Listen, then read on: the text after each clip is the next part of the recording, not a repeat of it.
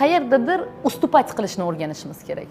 Masalan, ayolingiz nimadir dedi, o'shanga qarama-qarshi gapirish emas, ustupать qilish. Bo'pti, gapira olsin, baqira olsin, bo'pti. Bo'pti deyish haqida. Bugun uniki bo'la qolsin. Ba'zan ayolni gapirsa yoki tam jahl qilishini bu yo'q, bu noto'g'ri qilyapti, men erkakman, bu qanaqasiga, bu meni oyoq osti qilmoqchimi, bunaqa bo'lmaydi deymizda, bu bilan o'chakishishni boshlaymiz. Ayol bilan o'chakishish kerak emas. Ayolni prosta baqirishga imkoniyat bering, qayerdadir, eshiting. Nimani xohlayapti o'zi bu? Nima kerak senga? Qani o'tir bu yerda, nima kerak senga? Ayt da. Bitta kelmasang quchoqlik, bo'ldi. Boshqa hech narsa kerak emas. Ayolga shunchaki uni bitta quchoqlab, bitta yuzidan labidan o'pib qo'yib, qattiq bosib, "Men seni yaxshi ko'raman-ku, bilasan-ku" deyish kerak. Bo'ldi. Nima uchun janjallashdi?